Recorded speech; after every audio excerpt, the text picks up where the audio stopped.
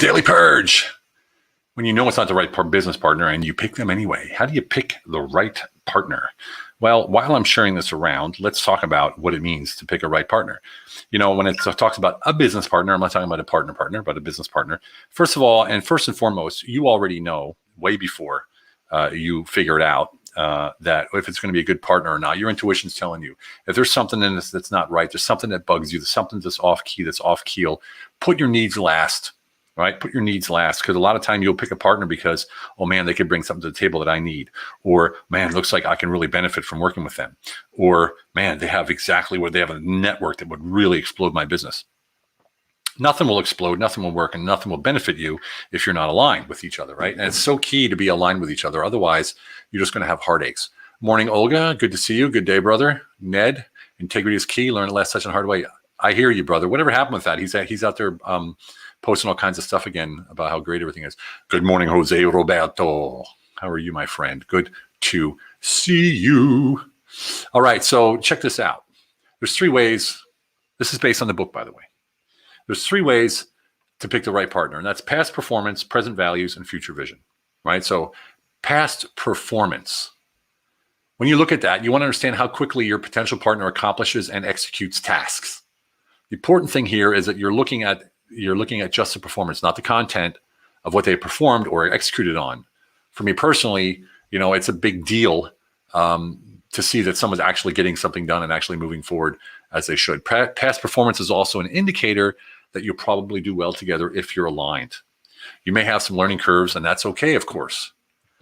If the partnership involves doing something that the person has done in his or her whole life, and that's exactly what you're looking for, even better. But again, if your intuition is telling you, hey, then you might want to listen to your intuition. And also look for your potential partner's ability to bounce back from adversity. Did they get fired? Did they lose a business? Did they go bankrupt? How did they come back? You know, look for that resiliency. Look at how they react when they run into challenges or obstacles. Look at the threads of detail, not necessarily what they say, but what's in between and how they react to the challenges. They can also be indicators as to whether they are aligned for a potential partnership, right? Still posting, not liking, but alerting to others to it. Good job. Yeah, I sort of called him out on that, Ned. I don't know if you saw that. Good morning, everyone. Yes, indeed, integrity is key. Honesty, integrity, transparency. So good morning, Bobby Mason. Good to see you live. You made it. Thank you so much. Resilience. Yes, indeed, Olga. Resilience. Resilience. Looking at the present moment. That's the second principle to look at, right? Look at the values your potential partner lives by. Now, everyone here who's read the book, who's listened to us and knows me, you know my core principles are HIT, honesty, integrity, and transparency. Sounds simple, but it encompasses your entire life. Does your potential partner live life honestly and transparently?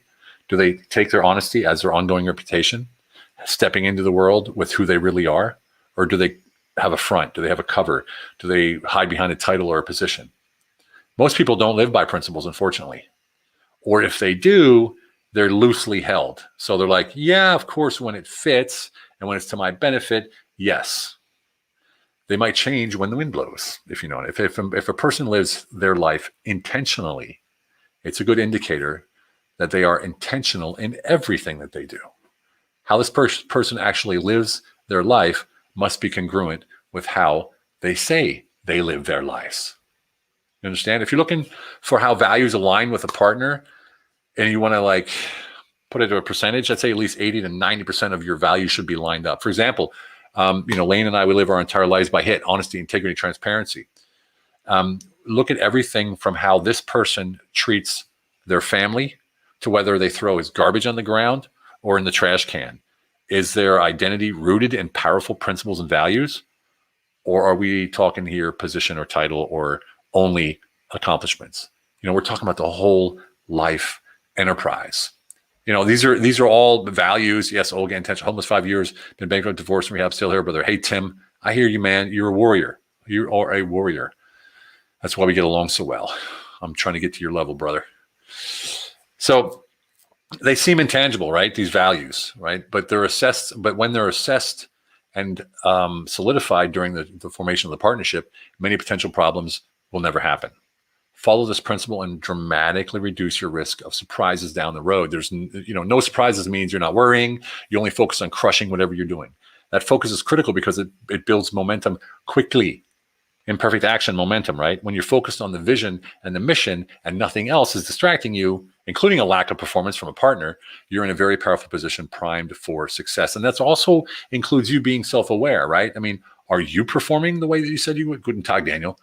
Hey, Mazur, how you doing, brother? Are you being intentional? Are you the one that maybe is lacking? Are you hitting your goals and everything like that you say you're going to be doing, All right. So the third principle is vision, visione. This is the one, this one has to be flexible.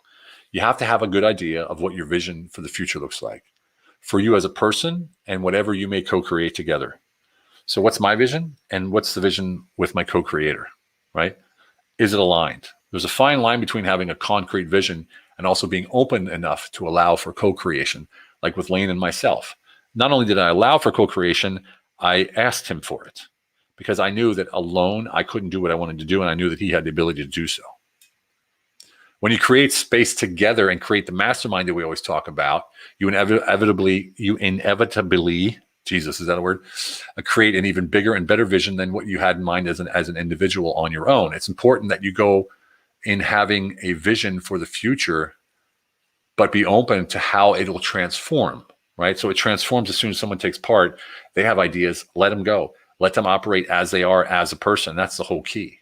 Just as important, the other person needs to be open-minded in the co-creation vision as well. Lane and I do this really well. We have an idea, we're locked on it. He knows if I'm locked on something, he won't even try to go against it or try to talk me out of it until a day or two passes, and I'll do the same thing with him, right?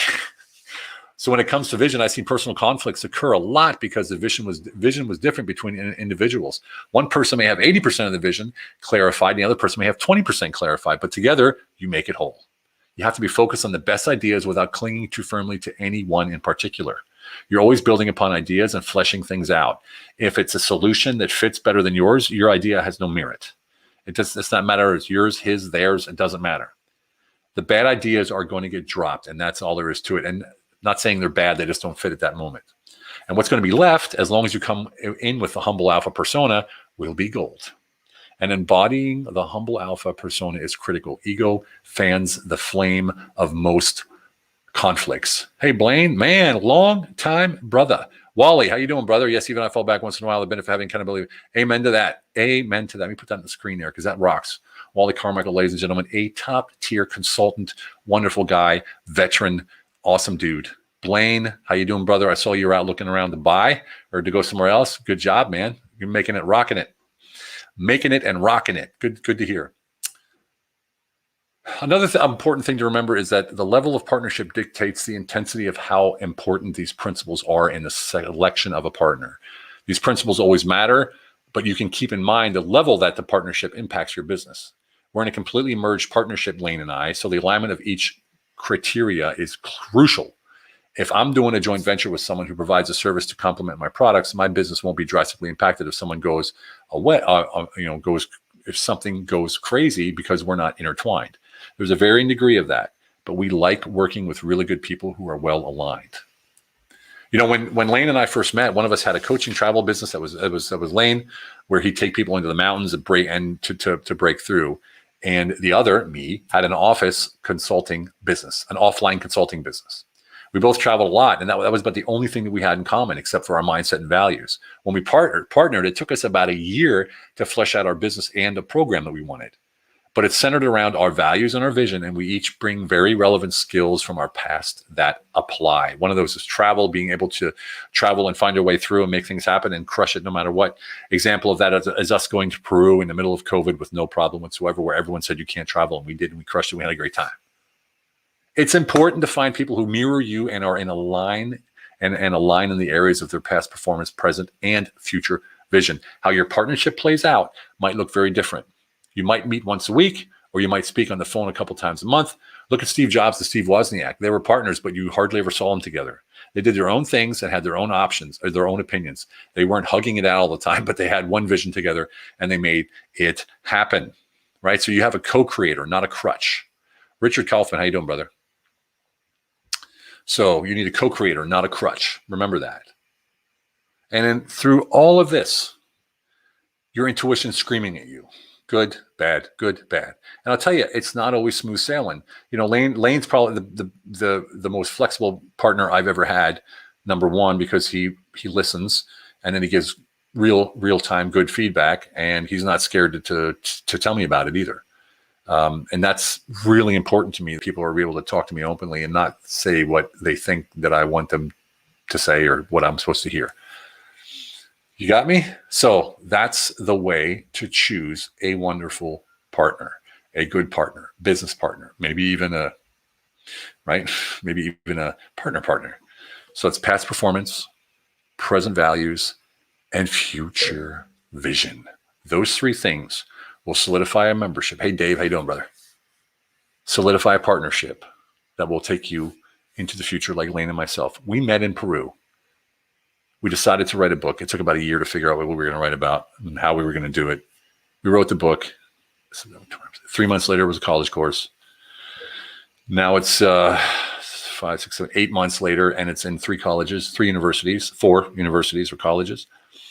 Coaching and program is starting out. The Humble Alpha Advisory Program, Paradigm Upgrade Advisory Program, is kicking off. We have a bunch of people interested in that. It's a group program that Lane and I go through with you for a 3-month period, once a week. Thank you, Wally. Thank you very much. Once a week, and we're getting very, very high level applicants, which is incredible. With no promotion, no ads, no landing page, no course description except the one something we made up on a PDF. Why? Because the value is already there. So the value is already there. And when you speak with certainty and you're clear and concise in that what you say, and people see that you're aligned and that we both add value, it's like, hey, how can we work together? All right. It works, guys and gals. It works. Okay. I hope you're having a fantastic one. It is Monday today. I actually forgot today was Monday. I got up, went to the gym. My wife and kids were away. I went to the gym. I came back. I started cutting the grass, and my alarm goes off. And I'm like, what the heck? And I look, you have an appointment. I'm like, what? Oh my God, today's Monday. Like, I totally thought today was Sunday. Anyway, here we are. I did some work, about 3 hours of work. Now I'm done. Everybody have a fantastic one. Remember, it's all about quality of life. We'll see you tomorrow. Have a fantastic day.